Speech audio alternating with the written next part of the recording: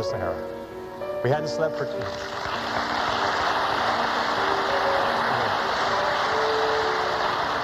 We hadn't slept for 2.5 days, but we had made it. Now, I won't go into the details of what happened on the rest of our trip across Africa, except to say that we did finally get to Johannesburg 2 or 3 months later. I won't trouble you with how we had to cross 2 countries illegally with the police and the army on orders to shoot to kill if they saw us. And I won't go into how we were almost killed under the boots and rifle butts of a mob of soldiers in the Congo. That was another close one. And I won't talk here about the experience of meeting and working with Dr. Albert Schweitzer in his hospital village in Lambrini. You know, I'll wrap up this story here by telling you what I learned about life and success in the Sahara crossing. Here are 7 rules you can apply to any challenge that you face in achieving anything you desire. Rule number 1, the most important key to achieving great success is to decide upon your goal and then launch. Get started, take action, do something, move. A 12-year study at Babson College concluded that the act of taking the first step is what separates the losers from the winners, or the winners from the losers. We set out at the age of 20 with $300 each to cross 3 continents and travel 17,000 miles from Vancouver on the west coast to Johannesburg in southern Africa.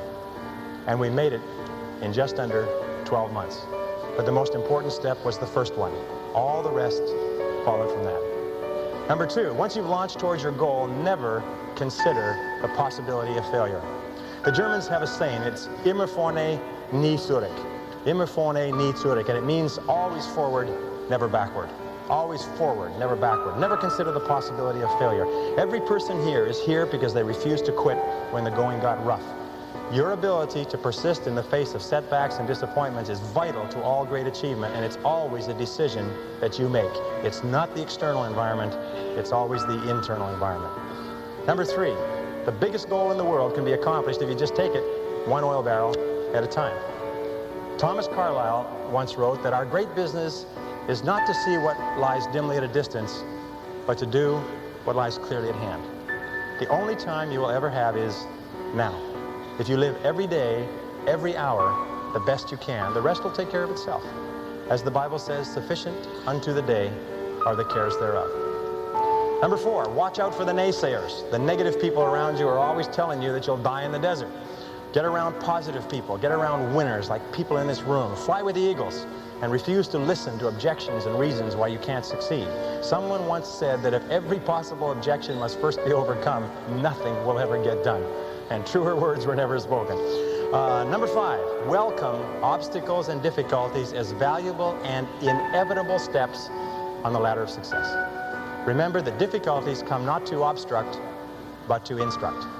Difficulties come not to obstruct, but to instruct.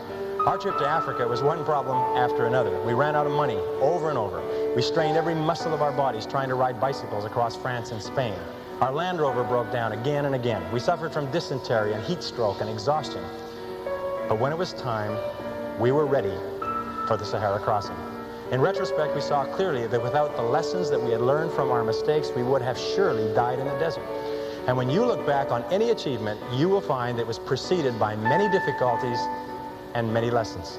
They are the price that you pay for your success, and no success is possible without them. Number 6, be clear about your goal, but be flexible about the process of achieving it. Be willing to change, to try something new. Keep your mind open and fluid and flexible. Be willing to accept feedback from your environment and correct your course. This is a key quality of peak performers. They're not rigid, they're flexible. Remember, it's not what you have, but what you do with what you have that separates winners from losers. It's not what happens to you, but how you respond to what happens to you that counts. In the final analysis, your response to the adversity of life is the real measure of who you are and what you're made of.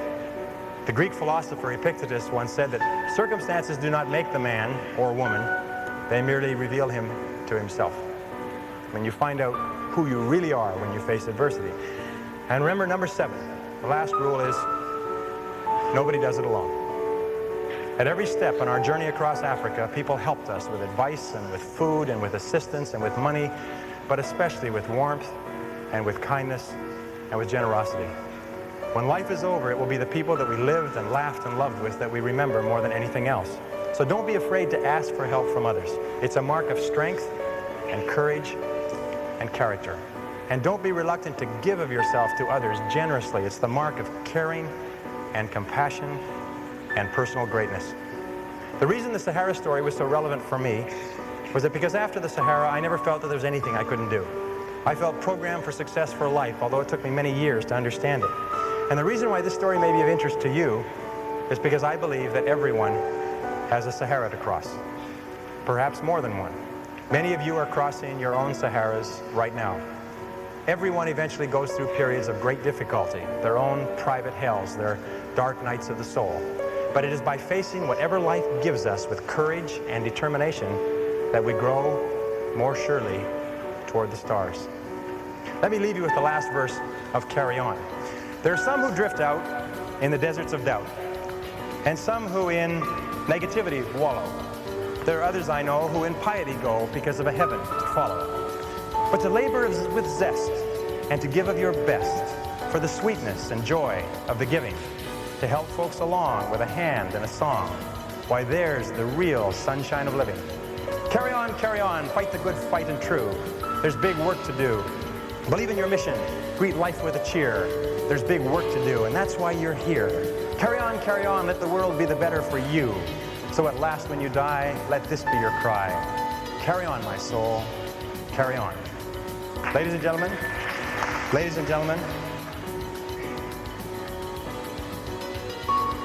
if you will resolve, with whatever life hands you, to carry on, there is nothing that can stop you from achieving the greatness for which you were created. Thank you. God bless you.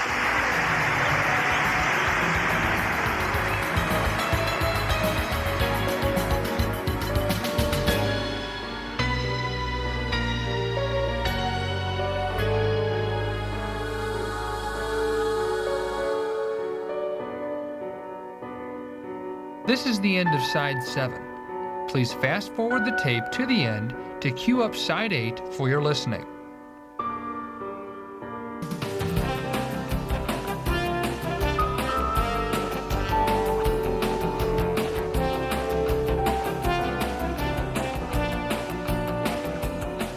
Captain Gerald Coffey is no stranger to the concept of persistence. As a prisoner of war for 7 years in Vietnam, Gerald endured torturous conditions that are totally repugnant to anyone's sense of human decency. However, from Gerald's perspective, these very conditions were the catalyst to developing his physical, mental, and spiritual capacities far beyond what he could have ever imagined before. Listen as Captain Gerald Coffey recounts his amazing story of persistence in this powerful speech, Free to Dream.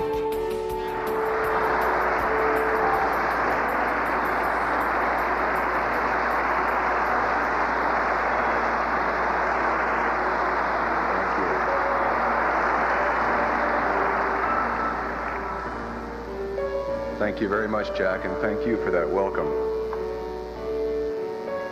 To have been a prisoner of war all that time is a rather dubious distinction, I think. I would have considered myself more successful to have survived that deployment that I was on and have come back and deployed several more times, flown the combat missions that my contemporaries did, and to make my contribution in that way. However, that wasn't to be the case, and I found myself fighting my own kind of war in a different way, in a different place. Because it happened so long ago, I don't think it does us any good to dwell upon the experience per se. It's more important, I think, considering the problems that we face in the present and the immediate future, to dwell upon those things of the present and the future, and only those things of the past by which we can learn important lessons. So I'm not here today to tell you in so many words what it was like to be a prisoner of war there, much in the same way that I debriefed my intelligence officer upon my return. It's more important, I think, to relate to you the most important lessons that I learned, the lessons which contributed the most to my survival and to that of my contemporaries there during all those years. And not only that, but how those very same lessons